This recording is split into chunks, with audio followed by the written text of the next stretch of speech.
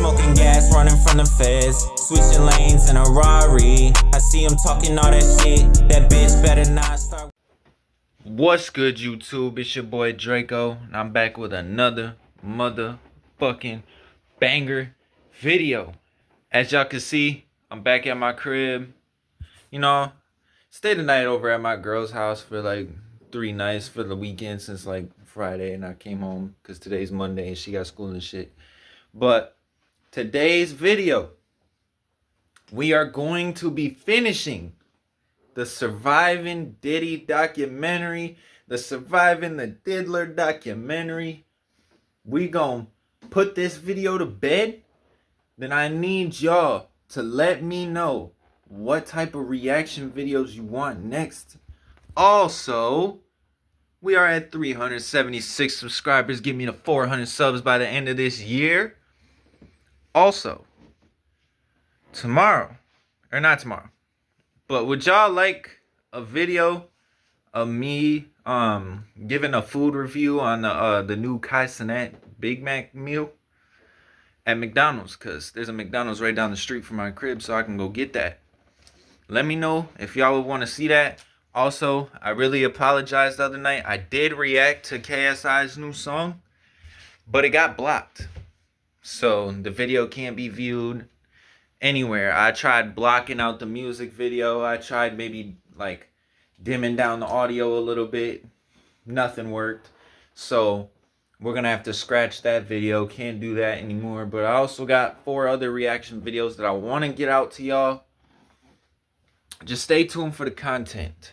I'm making this little intro clip to let y'all know I'm going on a crazy run to end 2024.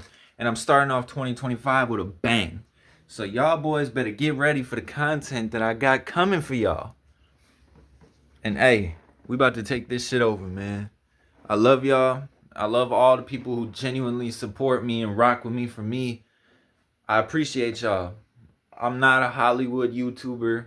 No matter how big I get, I'll always respond to y'all. I'll always heart your comment. If you need to, reach out to me on Instagram. You could check the links in the descriptions on all of my videos. My Instagram and any way to contact me is there.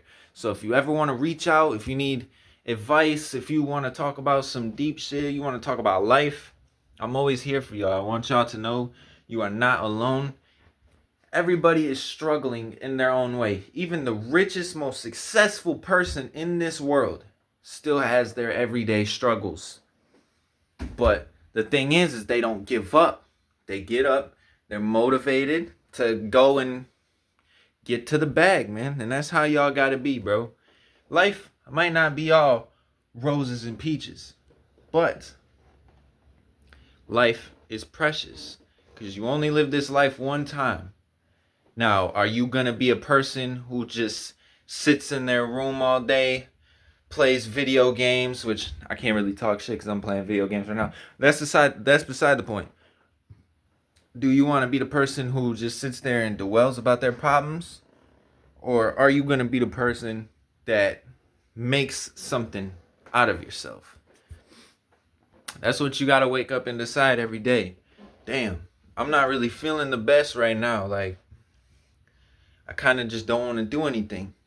You got to kind of shake yourself out of that mindset. Because like I said, you only live one time. And you don't know how long you're going to be on this earth. So, I don't know about y'all.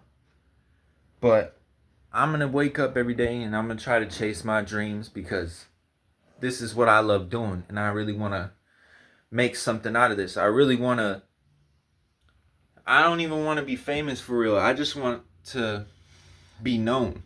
Like, I don't want to be famous. I want y'all to know me as a regular guy, just like y'all watching this video. Just because I got subscribers and everything like that, that doesn't put me above or below anybody. We are at the same level. I'm as humble the word is itself. But yeah, I didn't want to talk y'all ear off, but I always like to motivate y'all and like pick y'all up, because you never know.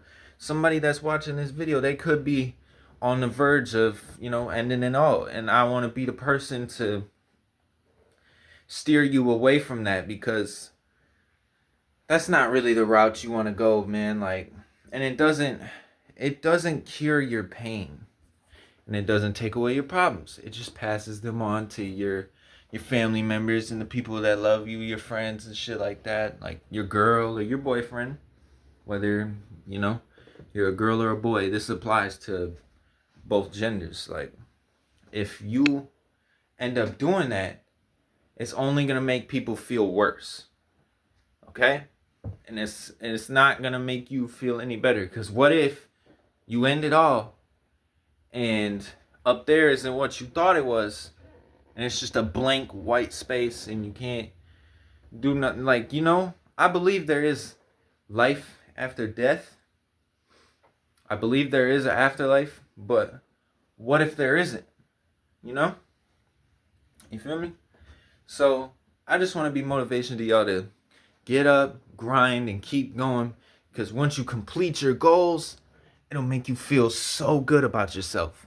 But anyways, I have talked y'all ear off way too much to start this video. And it's already going to be a long video. But I hope y'all enjoy. Like the damn video. Subscribe. Turn my post notifications on. And yeah, let's get to the video, boy. Love y'all. Alright, y'all. We back. What's good, YouTube? It's your boy Draco, and I'm back with another motherfucking banger video. Today, or tonight, I should say. You know me, I like to do my videos at night. I feel like they come out better, type of shit, you know. But hey, tonight, we are finishing the Surviving Diddy documentary. Welcome to part 3 of this reaction. I hope you've enjoyed so far. I'll make a playlist of all of the videos so that you could just watch them in order. This shit was getting crazy. Last I remember, bro, like, this whole situation is fucking crazy, bro. But I'm not going to do too much more talking because I talked y'all head off in that intro clip that you'll see at the beginning of the video. So, we just going to get straight into it. We're gonna finish this tonight. We only got, you know, like a little over like 40-some minutes left. But let's get into it.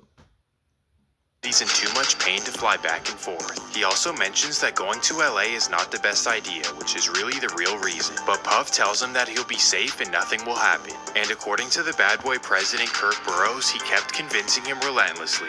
We could not go, but Biggie did have an inconvenience. He had a car accident. I think it was in Brooklyn, maybe downtown Brooklyn.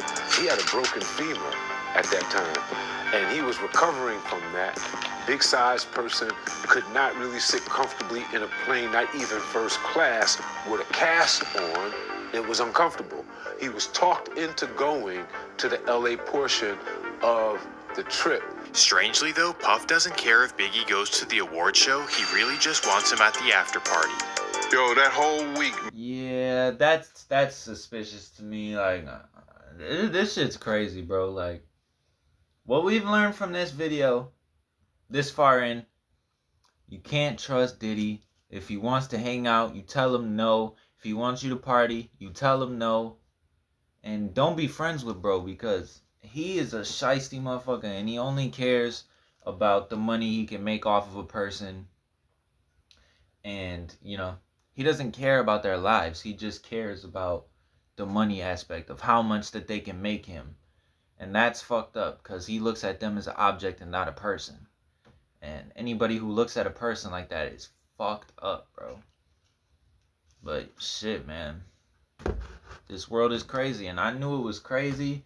And I knew there was something fishy going on behind the scenes, but I had never imagined all of this shit. This right here blew my mind. I knew Diddy was fruity. I knew the diddler had a little bit of sugar in his tank. Not even a little bit, a lot of it. But I didn't know the extent. I didn't know about the people he allegedly killed. We're going to say allegedly because, you know, we don't know if it's true or not. But if you start to think about it, it makes a lot of sense. Like, the only one that we know for sure really is Tupac. And he didn't kill Tupac. He had somebody kill Tupac. So, yeah, bro. All in all, just don't trust bro. Don't even go around him. Stay far away from people like Diddy. Real shit. But that's fucked up though. Like, going back to what the topic of the video was right now. Biggie was fucked up, bro. Like, like bro said, he couldn't move. And Diddy was like, no, it's okay. We can still go. Like that. If somebody is hurt, there has to be a level of understanding. If you're hurt to the point where you can't walk and you got a broken fever and you're a bigger person, there should be an understanding that you won't be able to make it. But shit, bro. But yeah, let's get back to it. Let me not talk too much. This is a long video. And Puff was like, yo, man, yo, Big, you got to come to this party. You know, and he wasn't getting a response that he needed from Big to make sure that he was going to the party. Finally, Biggie caves into Puff and decides to come to LA. But what Puffy doesn't know is that directly after the award show, Biggie will be flying to London. This is because Clive Davis booked him for a major media appearance where he'll be introduced to a worldwide audience. March 7th, 1997. The award show takes place and everything goes smoothly. That's when Biggie tells Puff that he's headed for the airport to fly to London. As you would expect, Puffy is livid and he calls Clive Davis right away. He tells him to cancel Biggie's appearance in London because he wants him at the party in LA. That's fucked up, bro. That could have been life-changing for Biggie, bro. That is fucked. You see what I'm talking about, bro? Diddy only cares about himself. He doesn't give a fuck about the artist that he had on his label. He only cares about what type of money he can make off of them. And then once he's not making no money off of them anymore, or sees no use in having them around, he gets them out the way. And I hope that that's not what is about to be said at this party if Biggie goes. Cause, oh my gosh, bro. This shit is crazy, man. Hold on, why does shit get so damn dark, bro? Hold on, let me turn the light on. I'm trying to do a fucking reaction video on this damn TV and shit wanna be fucking going dark as shit. Like, god damn, bro. Get off my dick. Damn. Let a brother shine. Fuck. Alright, let's get back to it. But it was put together so that Biggie could receive an international press junket in London with all press from around the world meeting him that Saturday, Sunday after the Friday award show night. Diddy called late Friday night saying he's not going to London. Call Arista, cancel it. You go. You represent it. You go. He's not going. He wants to stay here in LA. So we knew how big of an event that could be.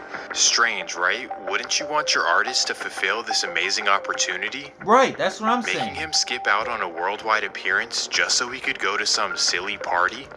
It doesn't quite make sense. On top of this, earlier in the day, Mace warned him that some guys might be coming after them. They was telling them that they wanted Big and Puff, and he was all right. He was good. Me and Mace spoke, and then he was telling me all them bloods and everything that was out there. If this wasn't enough, Gene Deal informed him as well. I said, Puff, I got some intel. The guys are coming to kill us tonight at the museum party. Here was Puff's response. He said, Gene, I don't want to hear that. He said, you ain't got to go if you don't want to go. So Puff knew there was a threat and brushed it off. Puff, Big, and most of Bad Boy are at Steve Stout's party in the Hollywood Hills. At 12:30 a.m., LAPD show up to shut down the party due to a noise complaint. Because of this, everyone at the party is forced to go their separate ways. For Biggie, he rolls out with his friends D-Rock, Lil Cease, and his driver G Money. At 12:45, they stop at a red light on Fairfax and Wilshire, and that's when a Chevy Impala pulls right beside them. The incident shocked the world again, and everyone assumed that this was revenge for Tupac. Now, of course, this may be true, but something that happened directly after is very strange. Puff took a flight to San Diego just 2 hours after Biggie's passing. Puff went to San Diego, and they put him on a jet about 2 hours after Big died. See, I don't know everything about the world, but what I do know is that when your best friend dies, you don't leave them. It doesn't make a whole lot of sense, and I'll... Right, that's suspicious as fuck, bro. That's fucked up, man. And, oh my God, I can only imagine, bro. Biggie really looked at him like, yo, this is my boss. He wants the best for me and everything like that. And you let him... Damn, that's fucked up, bro. That makes me feel like you're involved in what happened to bro. Because why are you going to San Diego on a jet? On a jet. 2 hours after your so-called best friend and label mate, an artist, passed away. There's no excuse for that. At all. That is... Oh my God, bro. Oh, if I see Diddy, bro, I swear on everything, I'ma smack the shit out of bro. Nah, let me stop trolling. I ain't never gonna run into bro. He ain't never getting out again, so we don't gotta worry about it. Hey, everybody can sleep calmly at night knowing that the diddler is finally off of the streets and being punished for his heinous crimes. Stuff like this, you don't prey on somebody's downfall, but when it's this shitty of a person, all you can do is laugh. Because it's like, bro, did you really think you was getting away with this? Like, you really thought you was slick, diddler? Nah, buddy. The feds got your ass. And now you're scared to eat in that bitch because you're afraid somebody gonna poison you because you feel like they out to get you. But hey, look on the bright side. Like I said in part 1, nothing but dudes in there. It's kind of your ballpark, ain't it, Diddy? So I'm sure you're pleased with this situation that you're in, and obviously with all this shit that you've done, I guess you wanted to be in jail, to be honest. But hey.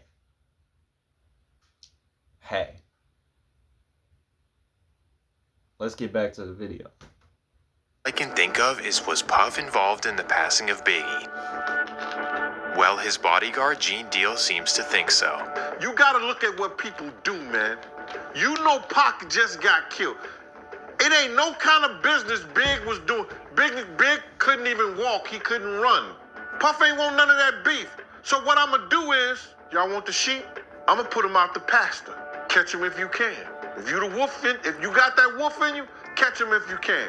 Why in the hell you would put your man in a situation? There's plenty of places Big could have been. Why the West Coast? Did Puff sacrifice Biggie in order to stop the beef on the West Coast? You guys tell me. There's no way that Puff would do this to his closest friend and main artist, right? I mean, after his passing, he even released songs to commemorate him. Not to mention that he spoke highly of him in interviews. That's to throw the feds off, bro. Like, are y'all really that gullible? Let me not say that, because some people really are that gullible and they will take that shit and run with it. But, bro, obviously he didn't give a fuck about bro, because he knew there was a threat. He knew all the shit that was going on. He knew they was in a heated beef with people from Cali, mainly the Bloods and shit like that. But really everybody from Cali, due to what happened to Pac. He knew. He even got a call that said, I don't think this is a good idea. Let's not follow through with this. People, you know, they're going to come do something to us, everything like that. But he brushed it off. And you know why he brushed it off? Because he knew that he was booking a goddamn flight.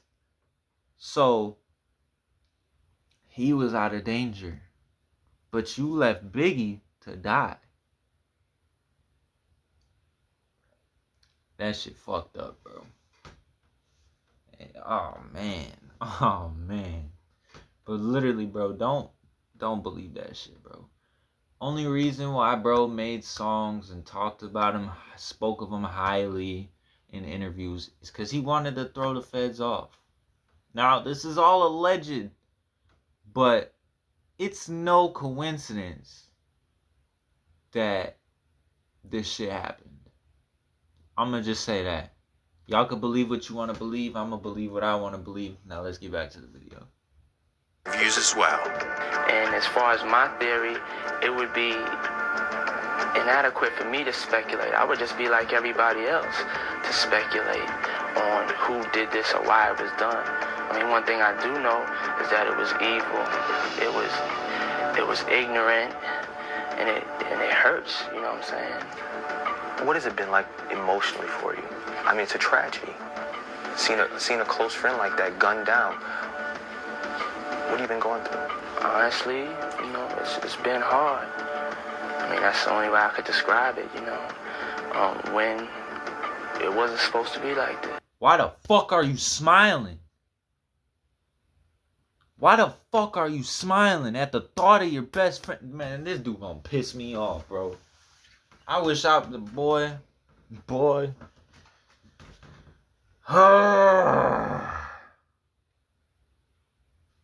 I'm gonna finish this video for y'all. But, oh, my anger level just rose. Your best friend, your artist, just got killed. And you do an interview saying it's been hard, and then you're fucking smiling in the interviewer's goddamn face.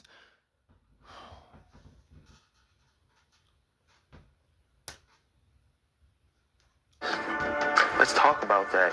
Tupac Shakur's death about 6 months ago kind of showed how vulnerable rap artists are. Yes. Did Biggie at all feel that his life was in danger? He never told me. I can only speak. He never told me he felt. That's cap, bro. He literally told, oh my God. See what I'm saying? Y'all gotta see through this type of cap. Like, bro. I'm gonna just stop pausing the videos. We got a long ass time left. Let me just continue. That his life was in danger.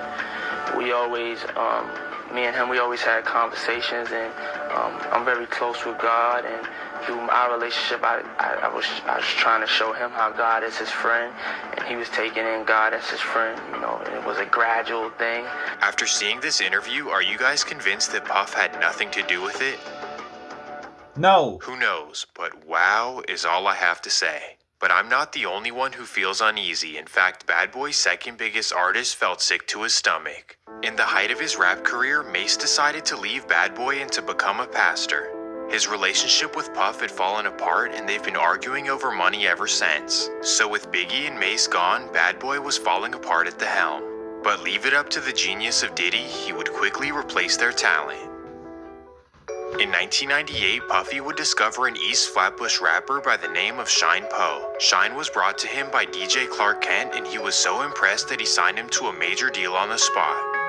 The deal was worth millions of dollars, and Shine was given 3 cars and 2 homes. Shine was Diddy's new protege. This is the shit that's fucked up, bro. These people that is going to him or running into him and signing contracts, they don't know what type of person bro is.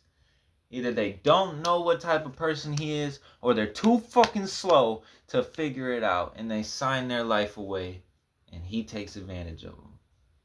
Never be like that, bro. I don't understand why these rappers be like, I get it, you want to take care of your family and shit like that, and this is a life-changing amount of money, but you're signing your career away to people that you don't even know, and you don't know their true intentions. The music industry is evil, as you are seeing in this video. Crystal clear. Oh, bro, that's why, bro, like, a lot of people be talking about, oh, stop doing music and shit like that, but I'm gonna continue to do music. I just really don't want to get big off of it, you know? Like, I don't want to be famous, y'all. Fame is not for me. I just want to have a voice on this platform to the youth and the in the younger generation, in my generation as well. I just want to help make people's day better, and then I want to get off and go live my regular life. But I wouldn't mind the fame, but I'm saying I don't want it particularly, you know? Because of shit like this. But let's get back to it. And it was working out really well. They were quote-unquote best friends, and Puffy had him rolling with him everywhere. Maybe he was a changed man, and this was the artist he was not going to fall out with. Or maybe Sean Combs just is who he is. December 27th, 1999. It's a big night for Shine as his debut album is finally finished and it's ready to drop after New Year's. So to celebrate, Puff takes him out to Club New York in Times Square. It's Puffy, his bodyguard Wolf, the infamous J-Lo, and of course Shine. As they're strolling through the club, Puff accidentally bumps into a man named Matthew Allen, also known as Scar. This is bad because Scar happens to be a notorious street dude from Brooklyn. Well, he instantly turns around after being bumped and sees who it is. He then decides to make a scene and starts yelling at Puff in front of everyone. Then, according to witnesses, he threatens Puff and even threatens Shine as well. He then does the unthinkable. He grabs for his waistband and all hell breaks loose. Shots ring out and everyone runs outside the club. 3 people were injured in the incident, but thankfully everyone made it. But here is where things get interesting. In typical New York fashion, Scar went straight to the police. He told them that both Puff and Shine targeted him. So the next morning, Sean and Shine were both arrested. Could this be the incident that finally takes Puff down? Puff hired the 2 best lawyers in America, Johnny Cochran and Ben Brofman. But of course, Bad Boy did not provide a good lawyer for Shine. Either way, both of them were facing major time in New York prison. So here's how it went. For Puffy, his amazing lawyers worked hard and he was found not guilty on any charges. For Shine though, his case went completely differently. He admitted to letting a shot off in the air, but says that he was not the one responsible for the 3 victims. However, the jury didn't believe him and he was sentenced to 9 years in prison. My patients trust me to give them the facts. And the fact is, Supreme Court candidate Andrew Fink supported an extreme abortion Shut up, ban. bitch. Shine felt betrayed by Puff during the trial. That's because in his eyes, he saved Puffy's life and Jennifer Lopez. I would feel betrayed too. You mean to tell me you're this rich and successful label boss and you give me some bunk ass lawyers? And you give yourself state-of-the-art lawyers to make sure that you get out? That is the most selfish thing I've ever heard in my life. This man is supposedly your best friend, which the growing theme in these videos is he's not really their best friend. This is your best friend. He got arrested with you. You're the label boss. You're the person who is in charge of him, technically. You should come out of pocket and pay for good lawyers to make sure that your artist, your diamond in the rough, your best friend gets out without any charges. That is your job as a label boss, diddler. But of course you can't do that because you only care about yourself. This video is this video is pissing me off, bro. I'm so glad this shit is almost over with because I can't take much more of this, bro. I hate seeing people getting taken advantage of. It pisses me off, bro. Because people don't deserve that. But it is what it is, man. On top of this, he claims that Puffy sent a witness to testify against him in order to take the blame off himself. People probably have the impression that you're just consumed with the idea that, you know, justice wasn't served here and that somebody turned his back on you. It's not a matter of, you know, turning your back on me. Like, how do you call a witness to testify against your comrade? But I'm facing 25 years. He called a witness to the state. Oh my gosh, bro. Oh my gosh. Just as I was thinking, it couldn't get any more selfish. Oh my God. I have no words, bro. And you looking at probation. Yeah, those are the things that you understand are unacceptable. You don't have to hold my hand. You don't have to do nothing, but don't try to hurt me. Where, he calling the witnesses, to do me dirty. Then you understand that, well, man, if these guys is working for him, because I went to the judge like 3 times complaining about inefficiency with my lawyers, because they was just dumbing out. So now, did Puffy sacrifice Shine so he could dodge a prison sentence himself? Well, of Yes. course, Gene Deal seems to think so. And Sean know he had put people up to testify against him and all that. Ain't no way somebody gonna send me to jail for 10 years when we all could have walked away. Sean know what I'm talking about. If this is all true, then it's another example of Puffy being disloyal to those he calls his friends. It seems like everyone else is disposable when his ass is on the line. Or you could look at it like this. In his defense, he had a lot on the line and he did what he had to do to be free. Either way you look. Nah, fuck that, bro. I don't give a damn what you got going on, how successful you are. You make sure that your right-hand man gets out. No matter what, point blank period, no fucking question marks. You look out for the person that is making you a good source of income and getting you richer than you already were. Wouldn't you want that to continue instead of throwing all of that away? Bro, no. There's no excuse for that bullshit, bro. I don't want to hear it. Look at it, this is a major stain on the story of Sean Combs.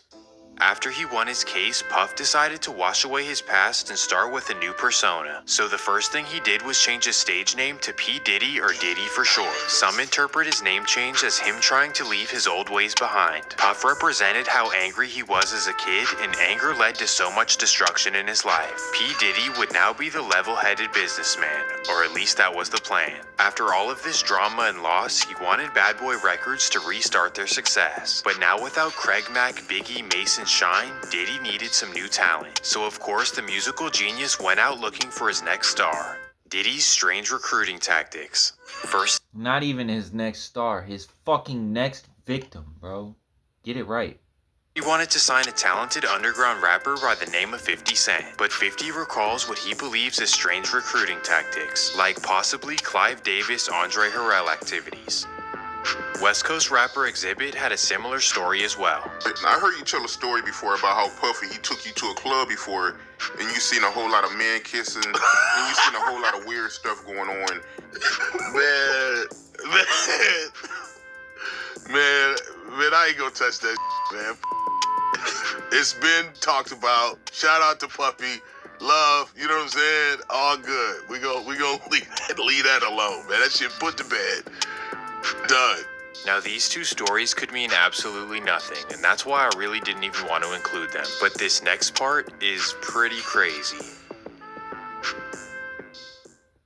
The year is 2003 and Diddy is looking to sign new artists. But in this case, an artist comes to his desk looking for a deal. This would be New Jack City actor and R&B singer Christopher Williams. Long story short, Christopher got a deal from Bad Boy, but how it happened is the real story. According to Jaguar Wright, the old rituals came back around. She claims that Diddy's lawyer walked into his office and witnessed Christopher Williams giving him favors. I think it was like 03. There was a young woman.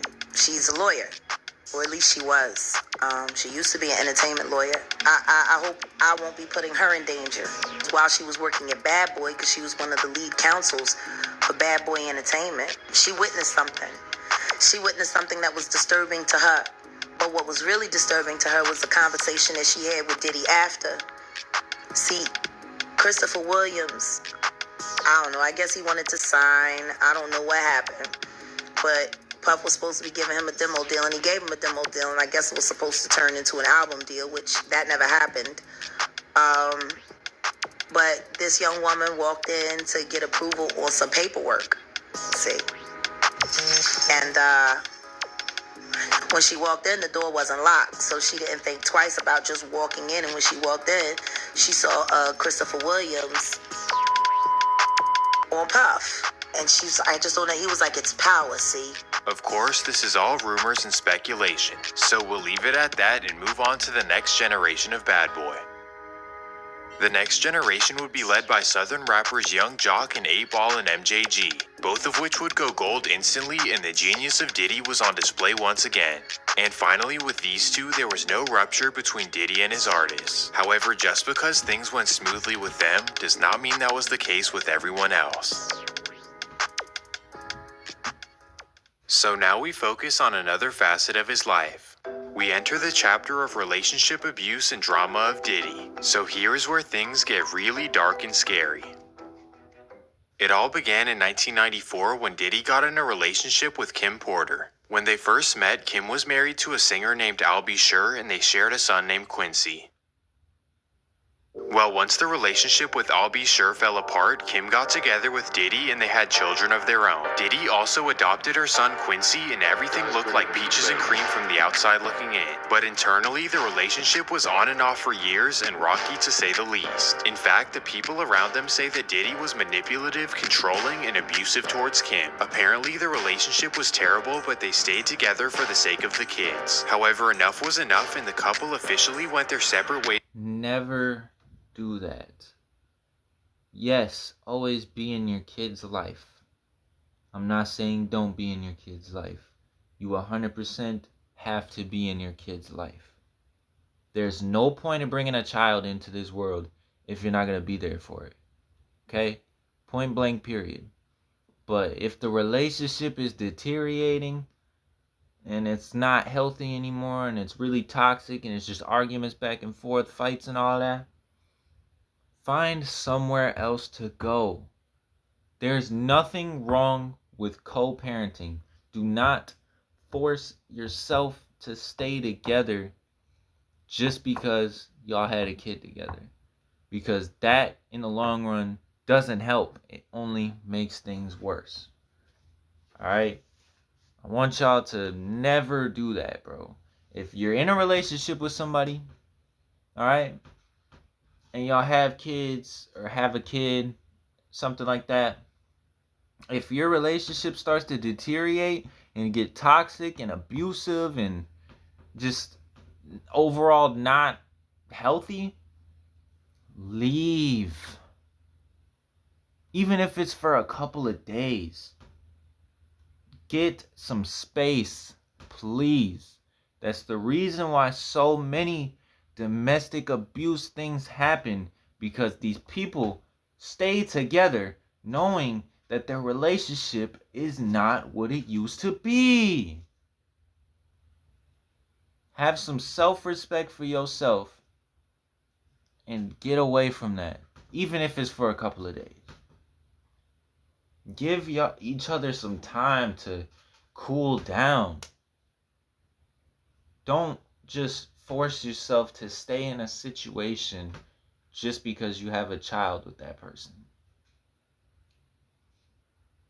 That's what I wanted to make clear to y'all. In the early 2000s. In any bad relationship, separating is always the healthiest thing to do. Diddy moved on to new relationships, and so did Kim. Kind of. During their separation, Diddy's controlling instincts could not hold back. As we now know, when something is out of his control, he absolutely freaks out. Even though he moved on to other women, he could not handle Kim seeing other men. And this is when the Diddy relationship mania truly starts. According to bad boy artist Mark Curry, Diddy began tapping her phone to know who she was talking to and... This is how crazy stalker type of dudes be. I hate dudes like this. Bro, if you moved on and went to other girls, why the fuck are you trying to control what the girl does? She has the right to move on. You're not in control of her. The fuck? That woman is her own person and she has her own life. You moved on to other women, so she said, fuck it, I'm gonna move on to different men, and now you hot.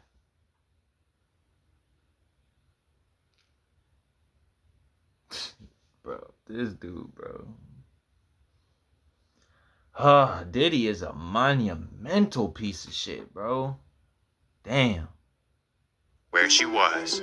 Anytime a man would go out his way to wiretap someone's phone or put taps in their homes just to monitor their conversation, that's a sign of insanity.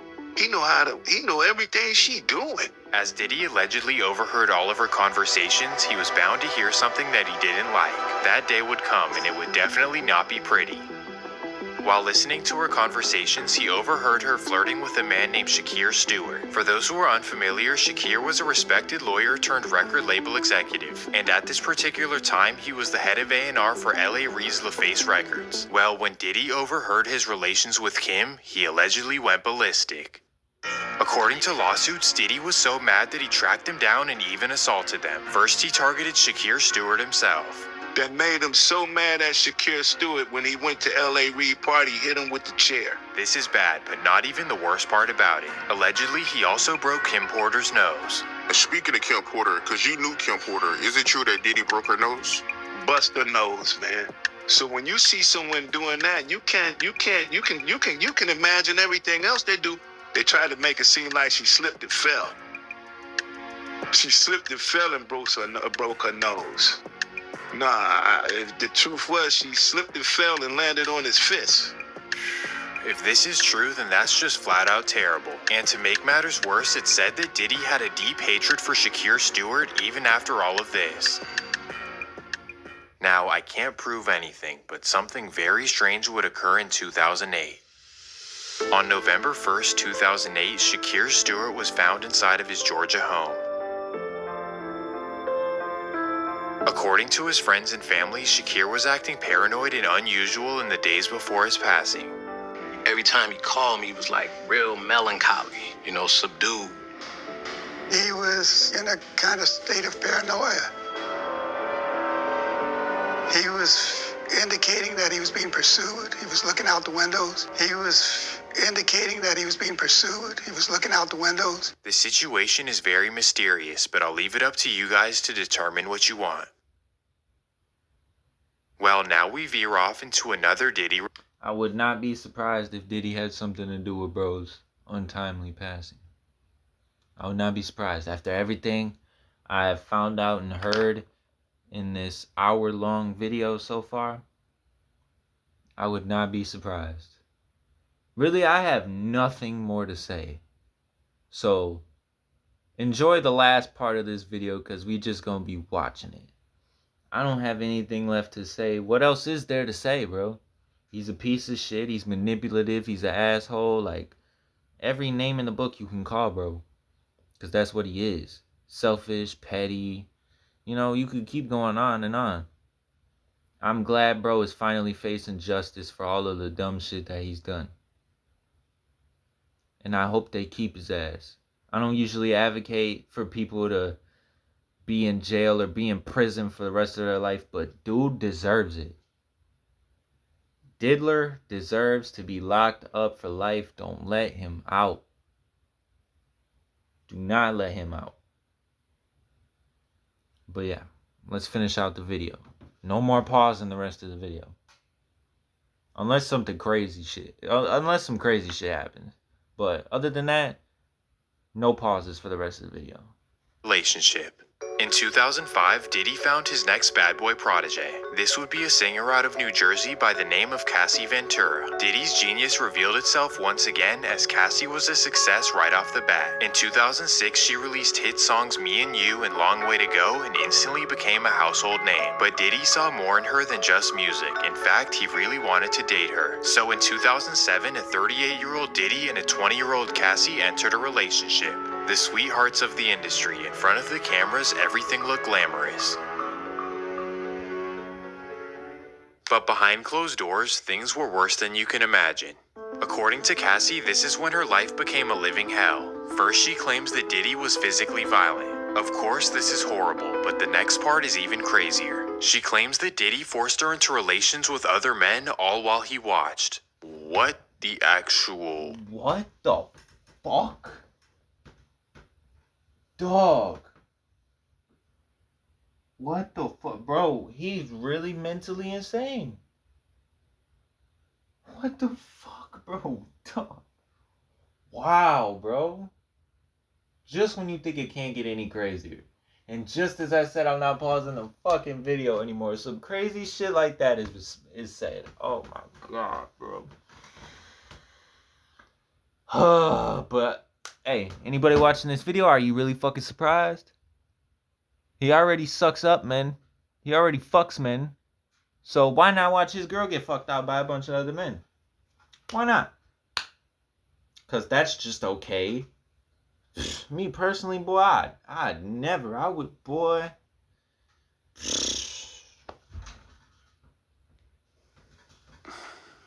Well, by 2012, Cassie had enough and decided to take a break from the relationship. As we know from the Kim Porter experience, this could only mean trouble. After leaving Diddy, Cassie began talking to superstar rapper Kid Cudi. And if you know anything about Cudi, you know that he's probably the chillest guy you could ever meet. Regardless, Diddy's jealousy and control issues ran rampant once again. According to Cassie, Diddy threatened Cudi and said that he would blow his car up. And what do you know, not too long after this, Cudi's car was set to flames in his driveway. How I know this? Well, Cudi actually confirmed it himself. But the jealousy does not end here. Obviously, Kid Cudi and Cassie did not last and they both moved on. Regardless, Diddy was still all up in her business, allegedly tracking her every move. And that leads us to an even crazier story. It's about the year 2012 and here we are in the beautiful Washington, D.C. We're here because Cassie has a studio session with up-and-coming rapper Wale. And before the session, Wale warns his entourage not to stare at Cassie. This is because he knows that Diddy is absolutely nuts for her. Wale been telling us, like, before we even get to the studio with him and Cassie in the studio, Wale was already telling us, like, man, we better go to the studio with Cassie. Man, Diddy be acting crazy over her. Diddy don't want nobody working around her, so y'all make sure y'all don't look at her too wild or make her feel uncomfortable. Or if you see her security guards with her, just prepping us on how crazy Diddy act over her. Like, any guys that's around her in her vicinity, while Diddy not around, he kirks off, he goes off. So the DC guys make sure to be as respectful as possible because Diddy could walk in the studio at any moment. And of course, Wale makes sure to keep everything professional. Her and Wale doing what they do in the studio, but they helping each other. It's just professional, y'all. It ain't nothing like, they ain't doing nothing weird. I don't feel no weird vibes. I don't see no flirting or nothing. It's really professional. They making good music. But here's the thing. Diddy does not want anyone with Cassie in the studio. Instead, he wants them to email their verses. I guess they weren't supposed to be there doing it in person together. They were supposed to send it or whatever, but they was trying to keep and do it in person together because they ain't thinking Diddy gonna pop up in here. Like, Diddy probably somewhere living his natural born life. At least that's what they thought. Cassie's under the impression that Diddy doesn't know where she is, but we know better than that. Crazy over them girls, like super duper stalking, like he be having private investigators following him. No niggas can't go around him. He can very control it. I swear to God. So as you would expect, Diddy crashes the studio session. But he came in with aggression, they moving. And then I looked, it was like a glance once he got a little bit past me. I'm like, damn, that's Diddy. Allegedly, Diddy heads straight for Wale and chases him around the studio. And once they get a hold of him, they hold him over the balcony. It's a balcony in the studio, like an out balcony. You can see over the balcony. I swear to God, my grandmother, they got Wale over top of his feet. They got him off his feet, hanging off the balcony. Like, he hanging off the balcony. They dangling by his feet. If this is true, then it's next level insanity. Aunt Glizzy is brave for putting this out there, but I'm sure there's tons of other stories that have never gotten the publicity. Also, let me mention that Wale has never confirmed this story. Well, according to Cassie, these sort of occurrences lasted for years after this incident, and she was finally able to break up with Diddy in October of 2018. In this video, we will show how to convert your website into an app for Android and iOS in just 2 minutes. This is when the madness ended for her, but this was not the case for everyone else. Just a month after the Cassie breakup, tragic news would come to the Combs family. On November 15th, 2018, Kim Porter was found in her Los Angeles home. The news was shocking as Kim was such a beautiful and healthy person. Everyone was hurt and confused as the cause of death was not announced for months after the incident. On January 25th, it was officially announced that pneumonia was the cause, but it usually doesn't take that long to figure it out. And here's where the controversy begins. Rumors state that Kim was in the process of writing a tell-all book about Diddy and her relationship. Kim Porter was working on a book before she died. But wait, this doesn't make any sense. She died of natural causes, so what does a book have anything to do with it? Well, Jaguar seems to believe that this is a lie and that they covered up the true story. Kim died from pneumonia, but there's the first coroner's report that said it was ruled a homicide, and they found toxins in her body to prove that she had been poisoned. You know, they have poisons that create heart attack and pneumonia-like symptoms. Now these are some serious claims, so now let's do some investigation. Firstly, the claims that it was initially ruled a homicide have not been proven. However, the fact that it took months to get a ruling is very unordinary. And because of this, a celebrity coroner named Ed Winter was asked to investigate. So, what did Ed Winter find? Well, he didn't find anything, but not for the reasons you'd think. Ed would sadly pass away of a heart attack not too long after.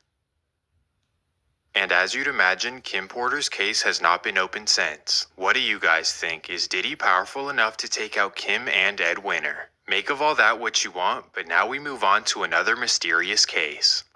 On May 7th, 2020, Andre Harrell was found in his Hollywood Hills home. The passing was ruled as natural causes as a result of heart failure. Now again, why would this be mysterious? Well, Jaguar has her suspicions. Andre was writing a book right before he died. Okay, so she thinks it's another book, but she also thinks that Diddy always had it in for him. You know, you had it in for Andre because Andre used to make you. I don't know. What do you guys think about this one? Is Diddy responsible for Andre Harrell? Now guess what? The mysterious cases do not end here. Now we focus on the legendary singer I'll Be Sure. Apparently, Al was working on a documentary of Uptown Records and his own life. Well, one day while he was at work, he mysteriously collapsed. He fell into a coma. Well, he had a catastrophic medical emergency, but he is back. There were so many things going on to the point where they were considering sending me to hospice. And what people don't truly understand unless you've been through this type of medical journey is taking for granted breathing, tying your shoes, speaking. Again, Jaguar suspects that there was foul play. And I'll Be Sure was working on the documentary of his life. And then he goes into a coma. I don't know about this one, but again, what do you guys think? It is interesting though, through all the situations, it seems like Diddy is the only one to always make it through. From Pac to Biggie to Shine to Kim Porter to Andre Harrell and to I'll Be Sure. Could all of this be a coincidence, or is it a case of surviving Diddy? You guys tell me which ones you believe. Firstly, is Diddy responsible for the loss of Tupac? Secondly, is it possible that he sacrificed Biggie? Thirdly, did he betray Shine and kick him to the curb when things got sticky? And for the rest of the list, is it because they had information that he didn't want to get out? The survivors and the late of Uptown Records, they were all writing tell-all books. And she believes that the monster was created when Diddy was allegedly victimized. See, what Andre did to you, it could have stopped with him. But you like the power too much. So all you did was emulate what Andre Harrell did to you. See, you were a victim, and then you became a victimizer. And that's what you chose. After all these years, will Diddy ever pay the price for the things that he allegedly did? Well, probably not, because he is smarter than anyone he ever encounters. Like, I will say this, Diddy is a legitimate genius. If he took an IQ test, I promise you he'd be at the very top. Regardless though, Cassie would finally come forward against him on November 17th, 2023. This is when she came forward with a major class action lawsuit accusing him of all kinds of crazy stories. Everyone was shocked, like whoa, Diddy is cooked. But within just 24 hours, Diddy settled the lawsuit for an undisclosed amount. Many people estimate that the payment was over 8 figures.